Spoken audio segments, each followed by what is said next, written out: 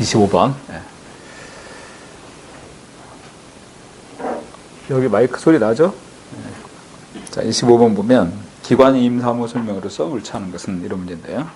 아까 기관이임 사무에 관한 대표적인 것들이 대통령, 국회의원, 선거에 관한 사무 이런 거 얘기했죠. 그 다음에 인구 조사에 관한 거 기억나십니까? 그 다음에 또 병사 사무라는 것이 있어요. 남자들 병역 의무에 관한 거. 병사 사무도 바로 이 기관이임 사무라고 표현할 수 있는 것들이죠. 그죠? 그래서 여러분들 동사무소가 보면 이 병사 사무 따로 구분해갖고 업무 수행하잖아. 전부 다 그건 기관이임 사무에 해당되는 것들이에요. 자, 정신 차리고. 자, 1번 법령에서 국가 또는 상급 자치단체로부터 지방자치단체 장에게 위임된 사무를 말한다. 맞죠? 그 다음에 두 번째, 국가와 지방자치단체 사이의 행정적 책임의 소재를 명확하게 해준다. 그러는데 여러분들 이 기관이임 사무라는 것은 중앙정부가 결정하고 지방자치단체는 집행하는 것에 관한 것이거든요. 그러니까 결정과 집행이 분리되어 있잖아. 서로 책임을 떠넘기는 이런 상황이 벌어질 수도 있어요. 예전에 이런 일이 있었습니다. 예전에 그 여러분들 호적사무라는 게 있었거든요. 지금은 호적에 관한 것이 없어졌죠. 근데 예전에 그 호적사무가 있었는데 호적사무 지방자치단체가 수행했잖아요. 근데 원래 이게 법원에서 해야 될 사무거든요. 호적사무에 관한 부분을. 근데 법원 판결을 뭐라고 그러냐면 이건 지방자치단체 고유사무다 이렇게 판결을 내버린다는 거죠. 왜냐하면 사무처리 비용 부담하기 싫다는 거야. 그리고 사무를 이행하고. 그러면 지방자치단체 입장에서는 호적사무 처리하느라고 많은 인력이 필요하잖아요. 그리고 이거 원래 법원에서 처리해야 될 것을 지방자치단체가 수행하게 되니까 지방자치단체 예산 부담을 가져오게 되고 인력을 투입해야 되니까. 이것 때문에 논란이 굉장히 많았었어요. 사실은. 그리고 학자들은 뭐라고 표현했냐면 학자들의 입장에서 볼 때는 이건 다 기관이임 사무다 이렇게 그 견해를 제시를 하거든요. 근데 법원의 판결은 자치사무인 고유사무다 이렇게 판결을 해버리고. 그래서 그때 한참 그 혼란이 있었습니다. 실제로. 그럼 어떻든 이 기관이임 사무 같은 경우는 행정적 책임의 소재가 명확하지 않다. 아셨어요? 행정적 책임의 소재가 명확하지 않다. 그리고 중앙정부는 결정을 하고 지방자치단체는 집행만 하니까 결정과 집행이 분리되어 있잖아요. 그죠? 이 경우에서는. 자, 2번은 틀린 표현입니다. 행정적 책임의 소재가 명확하지 않다. 이렇게 이해를 해야죠. 3번 지방자치단체를 국가의 하급기관으로 전락시키는 요인으로 작용한다. 맞죠? 4번 전국적으로 획일적인 행정을 강조함으로써 지방적 특성이 희생될 수도 있다. 이 기관이임 사무 같은 경우는 모든 지방자치단체 일률적으로 사무를 위임하는 것이잖아요. 기관이임 사무에 관한 거. 아까 얘기했던 것처럼 대통령, 국회의원에 대한 선거사무, 응? 그 다음에 또 병사사무에 관한 거, 인구조사. 이것은 획일적이고 일률적으로 이루어지는 것이기 때문에 지방적인 특성이 희생된다. 이렇게 볼 수 있는 부분입니다. 오케이?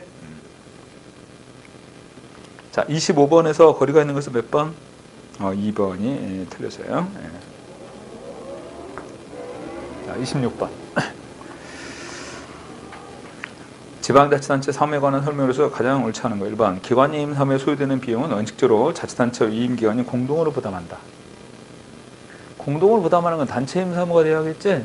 기관이임 사무는 이것은 국가가 전적으로 비용을 부담하게 되는 것입니다. 오케이? 국가가 전적으로.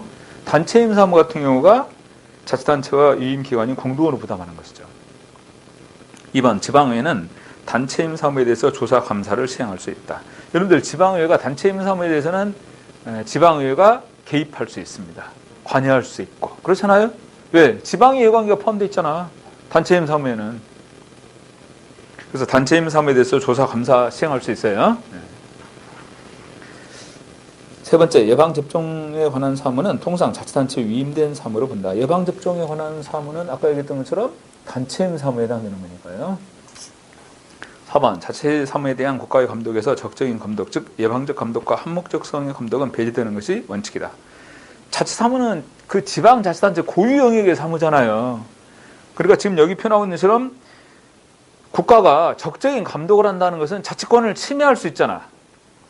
또는 자치단체의 권한을 개입하거나 또는 침범할 수 있는 상황이기 때문에 지금 여기 표현하고 있는 것처럼 예방적 감독이랄지 그 다음에 한목적성의 감독 이런 부분들은 배제되는 것이 원칙이다. 그러니까 이 자치사무에 대한 감독은 사후적인 감독, 그 다음에 소극적인 감독이 주로 이루어지게 돼요. 사후적이고 소극적이고 합법적인 감독이 이루어지게 된다. 자치사무에 대한 감독은. 그리고 예방적 감독이랄지 한목적성의 감독 이런 부분들은 배제되는 것이 원칙이다. 자, 26번에서 거리가 있는 것은 옳지 않은 것은 몇 번?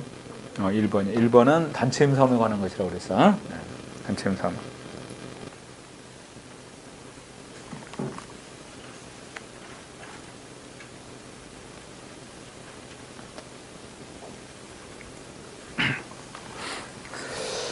(27번) 지방자치법상 지방자치단체 사무 범위에 해당하지 않는 거 1번 농림, 상공업 등 산업 진흥에 관한 사무 교육, 체육, 문화, 예술의 진흥에 관한 사무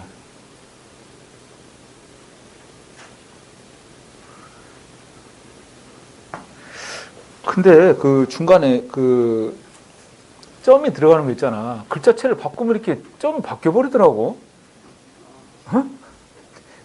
가운데 들어가 있는 글자체인데, 글자 점인데, 글자체를 바꾸면 이렇게 싹 이것도 같이 바뀌어버리더라고요. 그래서 이렇게 된 거예요.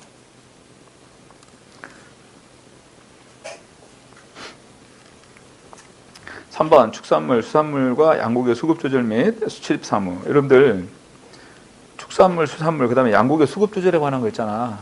이런 것들은요, 이건 국가가 처리해야 될 사무예요. 지방자치단체 사무가 아니라. 작년에 충청북도는 굉장히 풍년이었어요. 그래서 수급 조절을 해야 될 것 같아. 가격 안정을 기하기 위해서. 그래서 이제 공급을 조금 줄여나가거든요?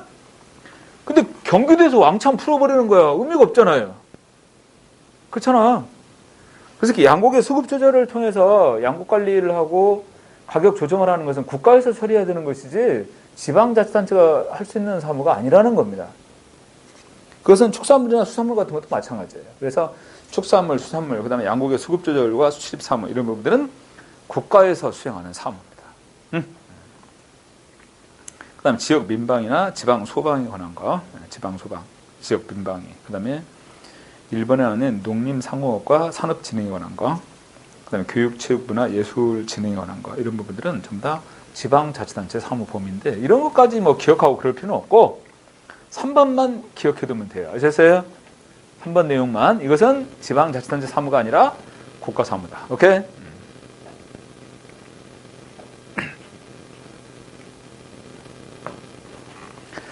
자, 28번 다음 소규모 자치행정구역을 지지하는 논리로 맞는 것을 모두 고르면 소규모 자치행정구역을 지지하는 논리로 맞는 것을 모두 골라라. 자, 기억. 티브 모형을 지지하는 공공선택 이론가들의 관점. 여러분 티브 가설 기억나시죠? 발로 하는 투표. 이렇게 표현할 수 있어요. 발로 하는 투표. 주민들이 본인들이 살고 싶은 곳을 선택해서 이사한다. 이거죠. 사무엘슨의 공공재 공급이론 이렇게 했는데 여러분들 사무엘슨이 표현하고 있는 공공재 공급이론은 중앙정부 차원에서 공공재를 공급하는 것을 설명하는 거예요. 중앙정부 차원에서 공공재를 공급하는 것을 설명하는 이론. 이게 바로 사무엘슨이 주장하고 있는 공공재 공급 이론에 관한 겁니다. 그러니까 티브 가설에 관한 것은 요거에 대한 반발이라고 볼 수 있죠. 지역 격차 완화에 공헌한다. 여러분들 티브 가설에 관한 부분처럼 이 소규모 자치행정 구역을 지지하는 논리에 해당되는 것은 생각해보세요. 티브 가설 같은 경우도 그렇지만 자치단체 간의 경쟁이 이루어지죠. 근데 자치단체 간의 경쟁이 이루어지게 되는데 재정 여건이 아주 뛰어난 곳과 그렇지 못한 곳 사이에 격차가 벌어질 거 아니야. 그래서 지금 여기 표현하고 있는 것처럼 지역 격차 완화에 공헌한다? 틀린 표현이에요. 오히려 지역 격차를 야기시킨다는 거야. 바로 이러한 소규모 자치행정구역을 지지하는 논리. 다시 말해 티브 가설과 같은 경우 지역 격차를 초래한다 이 말이야. 자치단체 간의 경쟁이 이루어지게 되니까. 그래서 지역 격차 완화에 공헌하는 이론은 뭐가 있을까? 지역 격차 완화.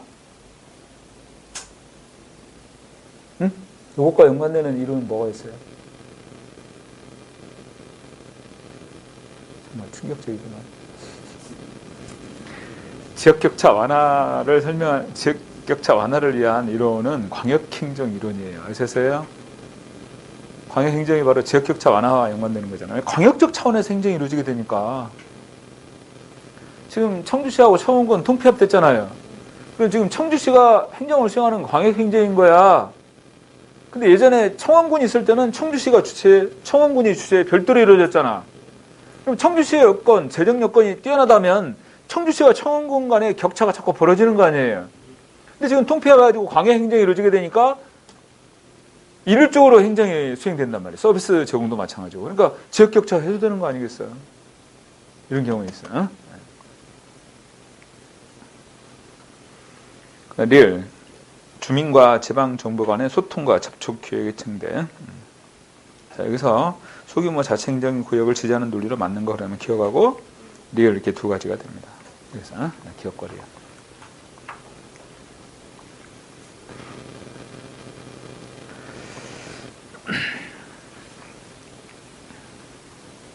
자, 19번. 우리나라 지방자치제 설명으로서 옳지 않은 거. 1번. 지방자치단체 기관 구성에 있어 기관 대립형 구조를 채택하고 있고, 두 번째, 주민투표, 조례재정개표 청구, 주민감사 청구, 주민소송제 등을 통해서 주민 참여를 보장하고 있다. 다 지금 시행되고 있는 것들이죠. 3번, 지방자치단체가 지방 고유사업과 관련된 영역에 한해서 법령의 근거 없이 스스로 세목을 개발하고 지방세를 부과 징수할 수 있다. 우리나라는 조세 법률주의예요. 조세 법률주의. 지방세 세율 세목 어디서 정합니까? 지방세 세율 세목 어디서? 법으로. 국회에서 정합니다. 지방세 세율 세목. 그러니까 지금 여기 표현하고 있듯이 법령에 근거 없이 스스로 세목을 개발하고 지방세를 부과 징수한다. 틀렸어요. 오케이? 지방세 세율 세목 전부 다 어디서 정한다고? 국회에서 법률로 정하는 겁니다. 자치단체가 정하는 게 아니야. 응?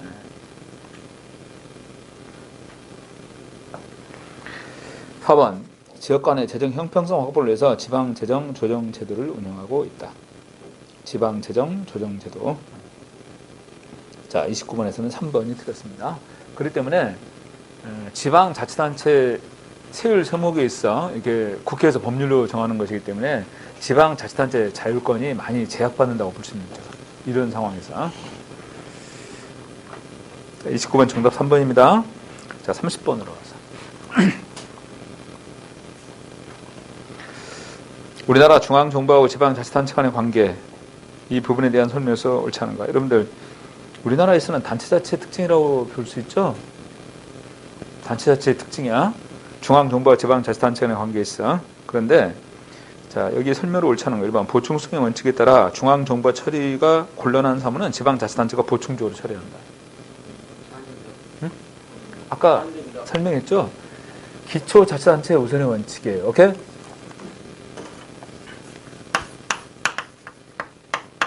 이 기초자치단체가 처리가 곤란하면 광역자치단체가 처리한다는 거야. 광역자치단체가 처리가 곤란하면 중앙정부가 처리합니다. 이것을 여기서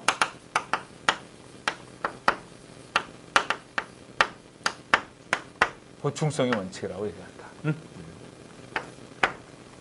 이 내용을 보충성의 원칙.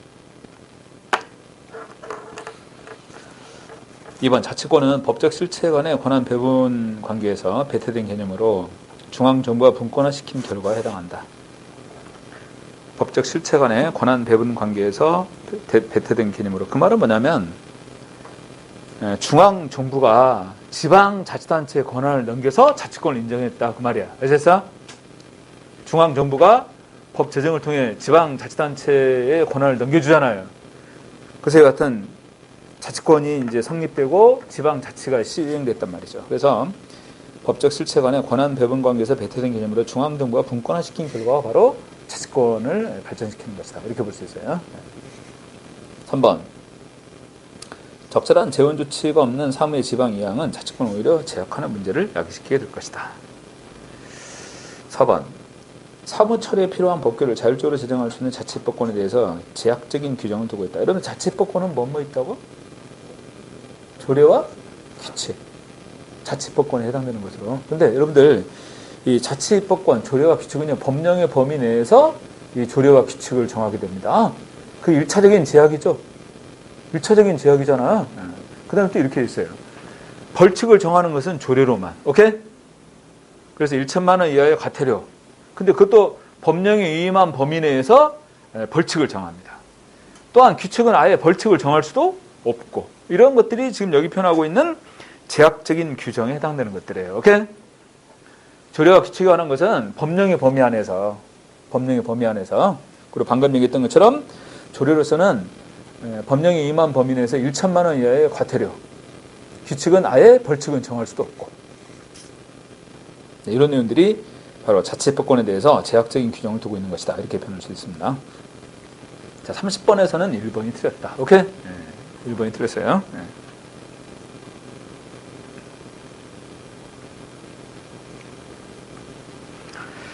자, 그 다음에 31번. 지방세 세원 확보 원칙과 우리나라의 지방자치단체의 현실적인 문제점을 연결한 것으로 옳지 않은 것입니다. 1번, 충분성은 지방세 수입이 지방사무 양에 비교해서 충분치 못하다. 지방세 수입이. 그리고 이제 서울 같은 경우는 그래도 어느 정도 뭐 예를 들어서 재산세랄지 주민세랄지 이런 부분들 세원 확보가 가능한데, 수도권 외의 지역, 서울 외의 지역들은 이 지방세 재원이 워낙 빈약하다는 겁니다. 그런 면에서 지방세 수입이 지방사무 양에 비교해서 충분치 못하다. 두 번째, 안정성은 소득과세 중심으로서 세원 확보가 매우 불안정하다. OX.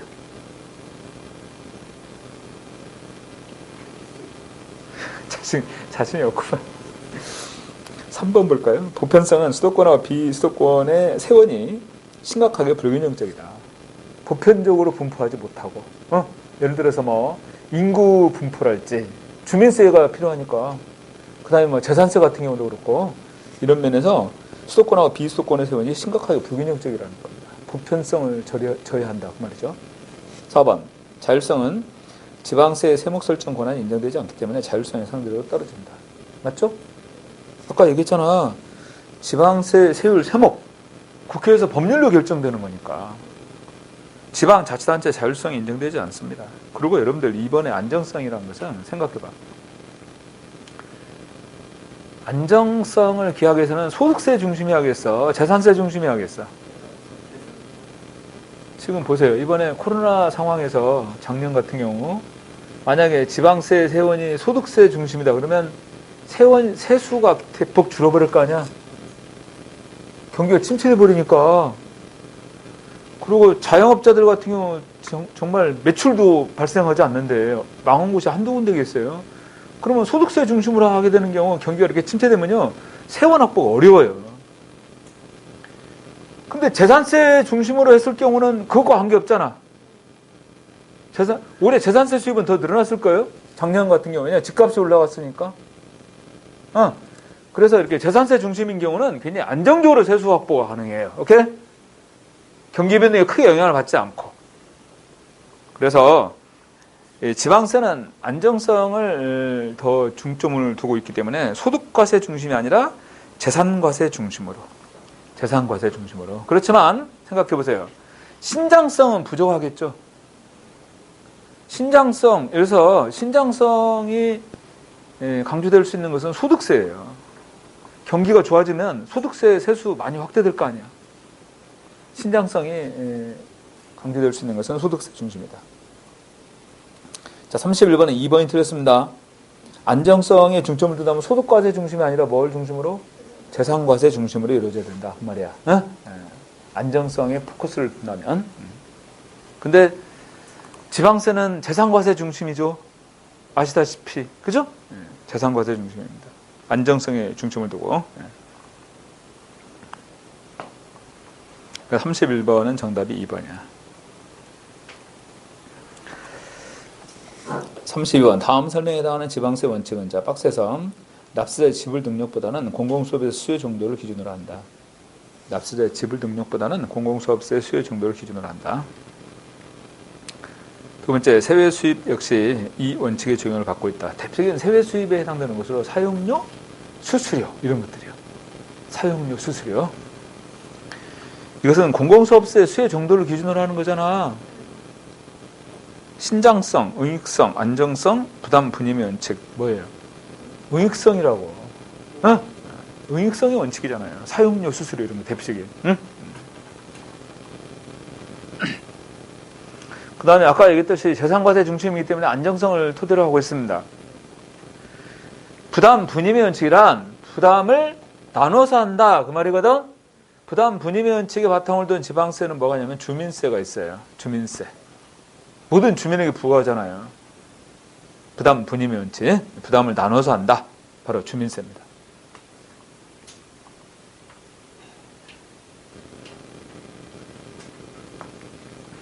그래서 32번에서 여기 해당되는 지방세 원칙 이렇게 표현한다면 정답은 용익성의 원칙에 해당되는 것이죠. 그죠? 용익성의 원칙입니다.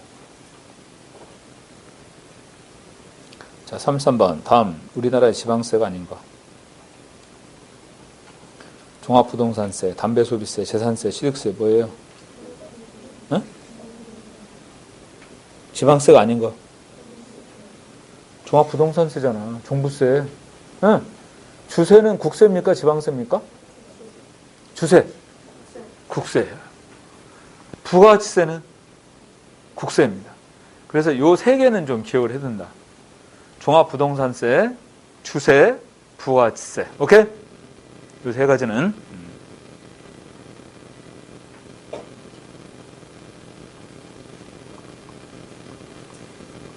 종합부동산세, 그 다음에 주세, 그 다음에 부가가치세.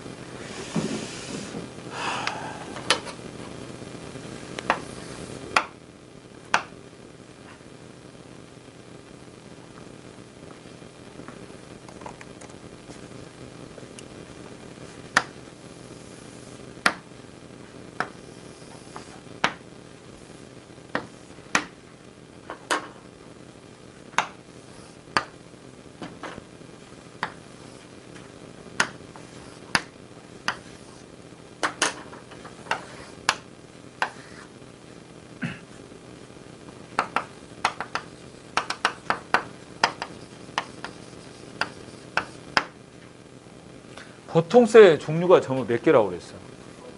네? 목적세는 2개예요. 목사님이 설교했어. 목설교 이렇게 정리했어요. 이게 뭐야?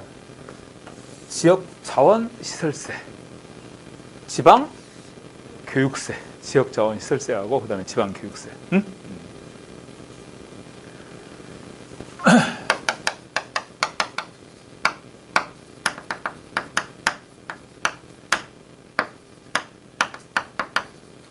그런데 자치단체는 특별시 자치구가 한 묶음이고 도하고 시, 군이 한 묶음이에요. 그죠?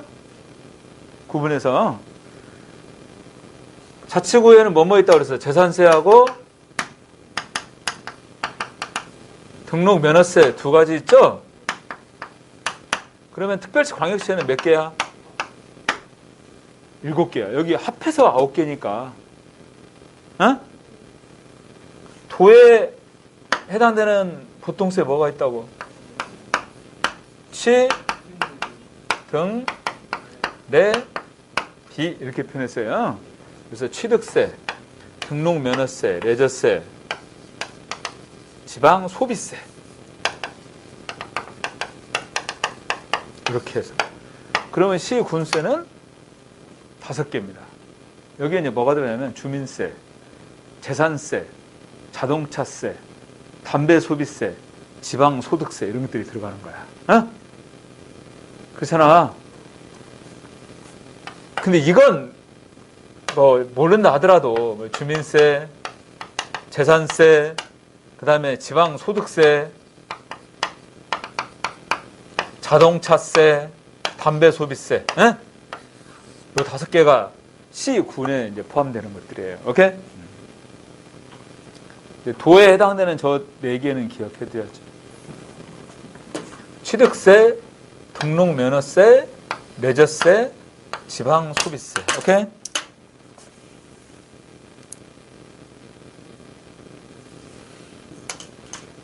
그 다음에 목적세인 이 지역자원시설세하고 지방교육세는 특별시, 광역시, 도에만 이렇게 부과되는 거예요.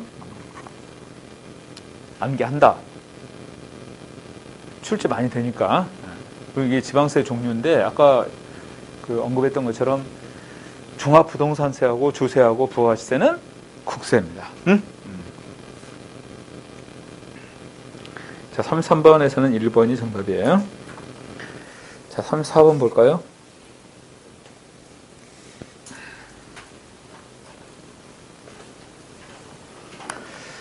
지방 재정의 구성 요소 가운데 의존 재원의 기능으로서 적절치 않은 거. 그러면 의존 재원에 뭐뭐 있는 거? 지방 재정 가운데? 어? 지방 교부세하고 국고 보조금, 이게 대표적인 의존 재원 아니에요? 응. 지방 교부세하고 국고 보조금, 이게 의존 재원이잖아. 어? 자주 재원의 대표적인 건 지방세고. 그래서 3, 4번에서 의존재원의 기능으로 적절치 않은 거. 지방교부세랄지 국고보조금이고. 1번 자치단체에 대한 유도 조성을 통한 국가 차원의 통합성을 유지할 수 있다. 왜냐하면 이것은 중앙정부에서 지방교부세나 국고보조금이 내려가는 것이기 때문에 바로 이러한 지방자치단체에 대한 유도, 조성 이런 것들이 가능하게 되는 거죠. 그죠?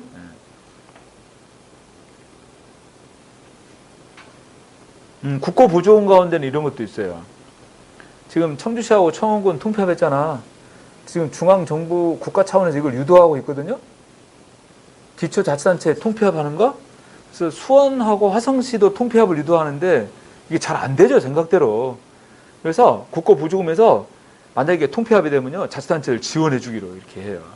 보조를 해주겠다는 거야. 물론 액수는 너무 적더라고 보니까. 근데 어떻든 중앙정부인 국가에서 자꾸 그런 걸 유도합니다. 보조금 같은 것도 주고 이렇게 하면서 그런 측면에서 이와 같이 지방자치단체에 대한 유도 또는 조성을 통해서 국가 차원의 통합성을 유지하고자 한다. 두 번째, 지방재정의 안정성을 확보할 수 있어요. 왜냐하면 지방교부세 같은 경우는 자치단체 부족분을 채워주는 거잖아. 지방교부세는 부족한 부분 채워주는 거야. 그렇기 때문에 안정성을 확보할 수 있죠. 그 다음에 세 번째, 지방재정의 지역 간의 불균형도 시정할 수 있고. 그 다음에 4번, 자치단체 다양성과 지방 분권화가 촉진된다 이랬는데, 여러분들 지방 교부세나 국고보조금 같은 경우는 중앙정부에서 기준을 정해서 일률적으로 지원해 주는 거죠. 그렇게 되니까 자치단체 다양성이나 지방 분권화가 촉진된다? 오히려 또 중앙정부의 권한이 더욱더 확대되고 강화되는 거죠. 이렇게 되면. 그죠? 오히려 자치단체 다양성이나 지방 분권화가 저해될 것이다. 이렇게 표현을 하는 것이 적절한 표현이 됩니다. 응? 지방 교부세, 국고 보조금만. 3, 4번에서는 정답이 4번이에요. 지방 교부세 재원. 지방 교부세 재원은요, 내국세 총액의 19.24% 플러스 담배 소비세 일부 플러스 종부세의 전액. 이게 지방 교부세 재원이에요. 내국세의 19.24%. 오케이? 물론 이제 거기에서 97%는 보통 교부세, 3%는 특별 교부세 재원이죠. 근데 그것까지 구분하기는 그렇고, 내국세 총액이 19.24% 플러스 담배 소비세 일부하고 그 다음에 종부세 이와 같이 이게 지방 교부세 재원이 되는 것들입니다. 그리고 여러분들 국고 보조금은 예산 가운데 일부예요. 그러니까 국고 보조금의 보조의 주체는 누굴까? 국가인데 기획재정부 장관입니다. 아셨습니까? 근데 지방교부세 교부 주체는 누구예요? 행정안전부 장관이에요. 틀리죠. 지방교부세는 행정안전부 장관이고 국고보조금은 기획재정부 장관하고 연관이 되는 겁니다. 예산의 일부이기 때문에. 응? 근데 지방교부세를 예산이라고 표현하지는 않죠. 그것은.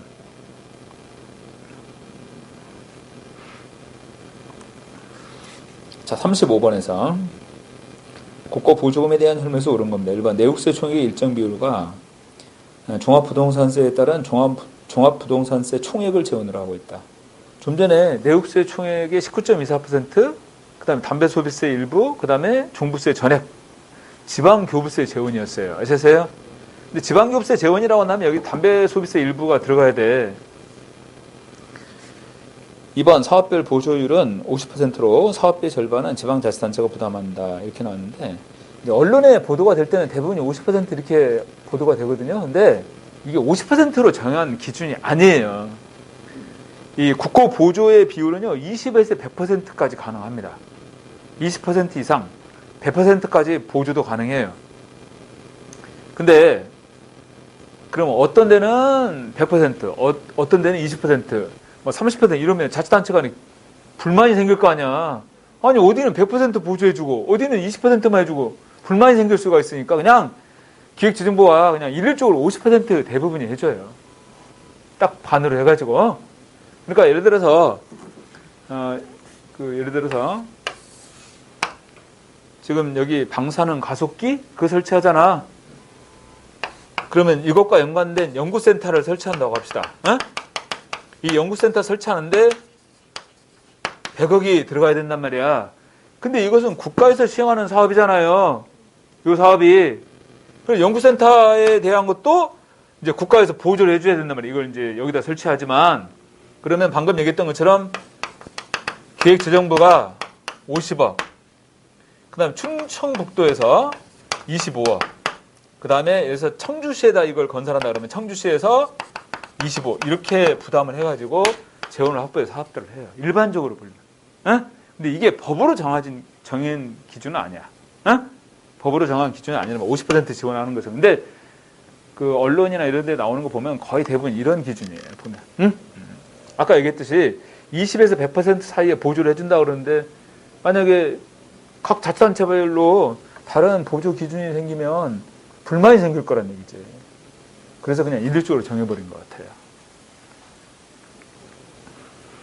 네, 3번 국고 보조 사업의 수행에서 중앙정부의 감독을 받기 때문에 지방자치단체 자율성이 약화될 우려가 있다.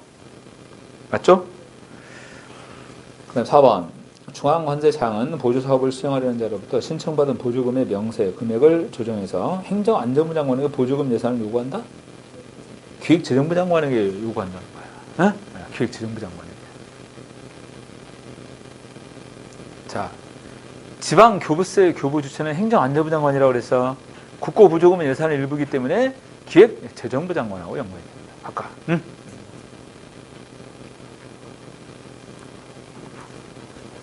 그렇다면 35번에서 옳은 것은 몇 번? 3번이래요. 국고 보조 사업의 수행에서 중앙정부의 감독을 받기 때문에 지방자치단체 자율성이 약화될 우려가 있다. 오케이?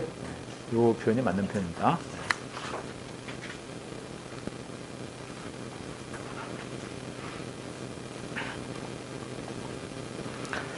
36번에서 우리나라의 지방재정조정제도 가운데 하나로서 조정교부금 제도에 대한 설명에서 옳은 것을 모두 골라라. 여러분들, 조정교부금은요,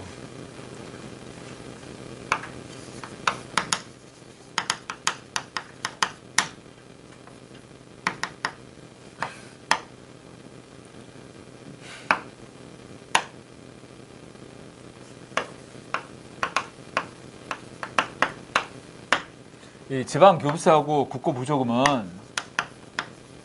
중앙정부와 지방자치단체 간의 관계에서 지방교부세, 국고보조금이에요. 그죠? 조정교부금은 이런 거죠. 도가 시, 군에 대해서 조정교부금을 교부해 줍니다. 그 다음에 또 특별시, 광역시가 자치구에 대해서. 그러니까 예를 들어 생각해보세요. 충청북도 안에서 그래도 뭐 청주시는 그래도 좀 재정 여건이 나아요. 청주시 외에 다른 시나 군, 뭐 제천시도 그렇고 아니면 옥천군 같은 데도 그렇고 재정 여건이 굉장히 열악할 거 아니에요. 그런 지역들은. 그러니까 충청북도 내에 있는 시, 군 간의 재정 격차를 완화시키기 위해서 조정교부금을 교부해 주는 거죠. 어? 그 다음에 서울시 안에서도 뭐 강남구랄지 송파구, 서초구 뭐 이런 곳들은 재정 여건이 그래도 굉장히 우수하죠. 뛰어나고. 근데 강북 지역은요, 50%도 안 되는, 재정 자립도가 50%도 안 되는 그런 자치구들도 많아요. 그래서 이 자치구들 간의 재정 격차 완화를 위해서 조정교부금을 교부한다는 거예요. 에? 그러니까 조정교부금은 광역과 기초와의 관계입니다. 아셨어요? 여기 지방교부세하고 국고보조금은 중앙정부와 지방정부의 관계고, 아까. 여기는 광역과 기초 간의 관계가 바로 조정교부금에 관한 것이다. 그래서 이 조정 교부금 제도에 대해서 옳은 것만을 모두 고르면 이렇게 나왔는데, 자, 기억해 봅시다. 특별시 광역시 내 자치구 사이의 재정 격차를 해소하고 균형적인 행정 서비스를 제공하기 위해서 도입된 것이다. 맞죠? 니은 중앙정부와 지방정부의 재정 수요와 재정 수입을 비교해서 부족한 재원을 보전할 목적으로 내국세 적정 비율에 해당하는 금액을 지방정부에 교부한다. 뭘까? 지방교부세지? 지방교부세 가운데서도 뭐에 해당되겠어요, 이것은? 자, 지방교부세 종류 4가지 있습니다. 보통교부세, 특별교부세, 소방안전교부세, 그 다음에 부동산교부세 4가지. 오케이? 어디에 해당돼? 보통교부세에 해당되잖아요. 지방정부의 부족한 재원을 보전할 목적으로 내국세의 적정 비율에 해당하는 금액을 지방정부에 교부한다. 이런 얘기야. 그 다음 디귿. 지방정부가 수행하는 업무 가운데서 국가사업과 지방사업의 연계를 강화하고자, 포인트가 이거예요. 국가사업과 지방사업의 연계를 강화하고자 중앙정부와 지방정부의 특정 사업에 대해서 경비 일부의 용도를 지정해서 부담하는 것. 국고보조금이죠. 그죠? 국고보조금이에요. 이게 이제 부담금이라고 볼 수 있는 거죠. 국고보조금에. 리을. 특별시장이나 광역시장은 시세 수입 중에 일정액을 확보해서 조례로 정하는 바에 따라 해당 자치단체 관할구에 관해 자치구 상호 간의 재원을 조정해야 된다. 자치구 조정교부금. 오케이?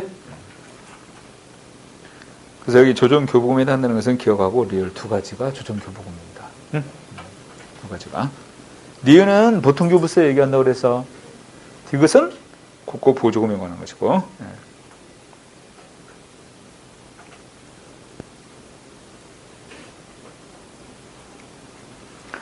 자, 37번.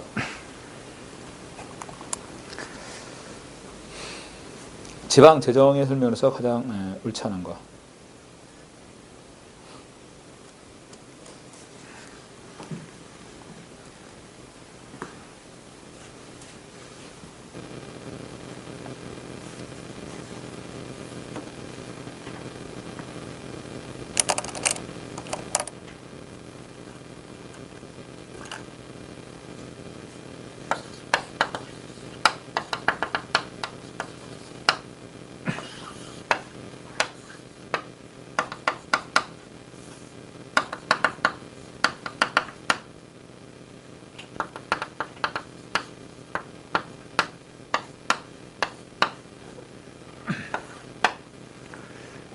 이 지방 재정에서 세입 측면 그런다면 첫 번째가 자주재원이죠. 두 번째가 의존재원이야. 자주재원에는 뭐뭐 있다고? 지방세하고 세외수입. 자주재원에 해당하는 거죠. 의존재원에는 뭐뭐 있어요? 지방교부세하고 국고보조금.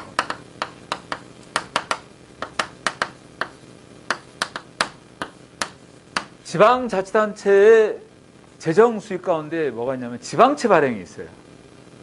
근데 지방채는 예전에는 자주재원에 포함시키기도 했는데 지금은 이 지방채 같은 경우는 완전히 자주재원, 의존재원 이런 것과 무관하게 제3의 재원으로 표현합니다. 지방채에 관한 것은 따로 자주재원이나 의존재원에 포함시키지 않고, 그 다음에 세출 부분은 경상지출하고 그 다음에 자본지출 이렇게 구분해서 설명을 합니다. 지방재정에서. 그렇다면 37번에서 지방재정의 설명에서 가장 옳지 않은 1번 지방 수입에 있어서 자주재원의 핵심은 지방세하고 세외수입으로 지방세는 법률이 정하는 바에 따라 강제적으로 징수하고 세외수입은 지방세 외의 모든 수입을 포함하는 개념이다. 맞죠? 두 번째 의존재원은 지방교부세, 국고보조금, 조정교부금, 그 다음에 지방채로 구성이 되며, 여러분들 조정교부금도 의존재원에 들어갈 수 있죠. 그래서 청주시에 있어 충청북도가 교부금 줄 수 있잖아요. 그러니까 이것도 의존재원에 포함될 수 있어요. 조정교부금 같은 경우도. 그렇지만 지방채는 요것과는 전혀 관계없습니다. 의존지원하고. 그래서 지방교부세, 국고보조금, 조정교부금 여기까지만. 그리고 지방자치단체에서 필요로 하거나 부족한 재원을 외부에서 조달한다는 특징이 있는 거. 이게 의존지원에 관한 거죠. 3번 지방자치단체 지방수입의 구조에서 가장 두드러진 특징 가운데 하나는 자주재원에 비해서 의존재원이 매우 많다는 점으로 자치단체 국가재정에 대한 의존도가 상당히 크다고 할 수 있다. 아까 얘기했던 것처럼 지방교부세 가운데 보통교부세, 특별교부세, 소방안전교부세, 부동산교부세 이런 식으로 굉장히 다양하잖아요. 또 여기다 국고보조금까지, 또 기초자치단체 입장에서 교부금도 있고 이런 식으로 의존재원이 매우 다양하고 많다. 그 비중이 크고. 그러면 이제 자치단체 재정에 있어서 국가재정에 대한 의존도는 점점 높아지는 거 아니겠어요? 그러니까 이제 지방자치단체들이 국세를 지방세로 좀 전환시켜달라 이거예요. 그러면 이렇게 지방자치단체 입장에서 자꾸 중앙정부에 손 내밀 필요가 없잖아요. 근데 이제 중앙정부에 다 그런 것까지 넘겨줘 버리면 중앙정부 입장에서 지방자치단체에 대해서 컨트롤할 수 있는 방법이 마땅치가 않거든. 그렇게 되면 딜레마에 빠지는 거지. 자, 4번 볼까요? 재정 자립도는 지방자치단체 총 예산 규모 가운데 자주재원이 차지하는 비율로서 그 산식에 있어서 분모 분자에 모두 자주재원이 존재함으로 인해서 재정 자립도를 결정하는 데 중요한 이유는 의존재원이 된다.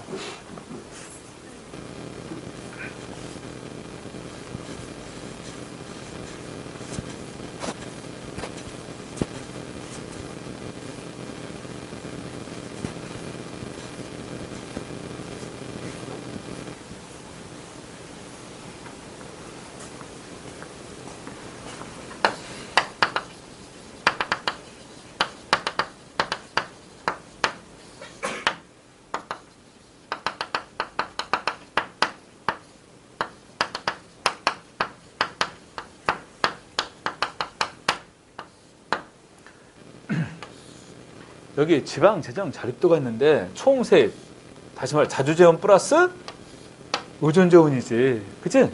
이것분의 자주재원. 자주재원이라고 한다면 지방세하고 세율 이거 합한 거예요. 오케이? 그래서 이와 같이 총 세입분의 자주재원의 비율 이렇게 나타낼 수 있다는 겁니다. 여기. 예? 총 세입분의 자주재원의 비율. 총 세입은 자주재원 플러스 의존재원 이렇게. 그래서 다시 그 37번 문제 4번 지문 다시 한번 봅시다. 재정 자립도는 지방자치단체 총 예산 규모 가운데 자주재원이 차지하는 비율로 그 산식에 있어서 분모 분자에 모두 자주재원이 존재합니다. 여기 보세요. 여기도 자주재원, 여기도 자주재원 다 들어가 있잖아요. 이렇게. 네? 그래서 재정 자립도를 결정하는데 중요한 요인은 의존재원이 되는 것이다. 오케이? 이 의존재원이 어떠냐? 이거에 따라서 재정 자립도가 값이 결정이 된다. 그 말이지. 예? 자, 지방자치단체, 지방교부세, 국고보조금이 내려왔습니다. 그러면 지방재정이 확대됐죠? 어? 이게 내려왔으니까. 근데 이 부분을 이렇게 증가했습니다. 분모가 증가하기 때문에 지방재정 자립도는 어떻게 되는 거예요?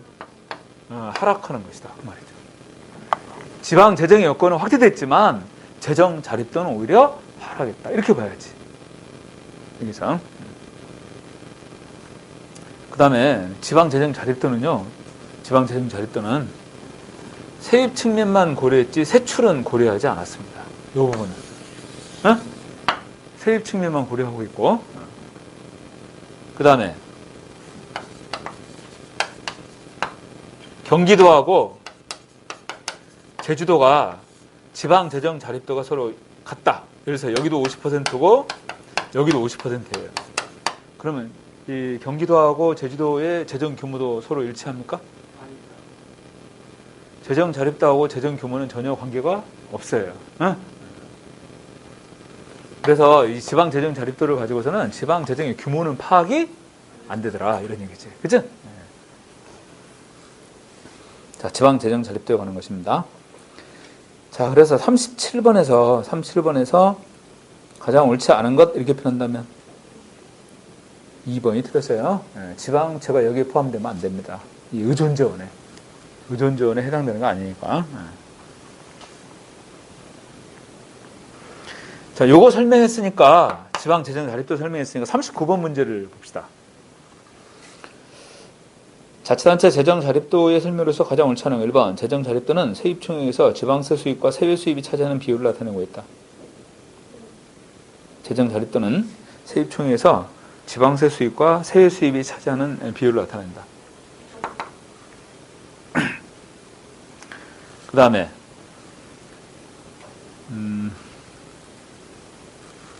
그 자주재원은 요거하고 요것을 중심으로 하고 있으니까. 두 번째, 자주재원이 적더라도 중앙정부가 지방교부세를 증액하면 재정자립도는 올라갑니까? 아까 얘기했죠. 이 지방교부세나 국고부조금이 내려왔어요. 그러면 지방재정이 확충되잖아. 근데 분모가 이렇게 증가한 거니까 재정자립도는 오히려 하락하게 된다. 재정규모는 확대됐지만. 그러니까 2번이 틀렸지. 3번, 재정자립도가 높다고 지방정부의 실질적인 재정에 반드시 좋다고 볼 수는 없다. 재정자립도가 높다 하더라도 재정규모가 작아버리면 별로 의미가 없잖아요. 4번, 국세 지방세 이전은 재정자립도 증대에 도움이 될 수 있다. 국세를 지방세로 이전시킨다 그러면 자주재원 비중이 늘어나는 거 아니겠어요? 재정자립도가 당연히 높아지는 것이죠. 이렇게 되면. 그리고 의존재원은 줄어들 테니까. 이 부분은 줄어들게 되고 이 부분은 이렇게 늘어나게 되니까 전체적으로 재정자립도는 높아지게 되는 거죠. 그렇게 되면. 그 다음 39번에서 옳지 않은 것 몇 번?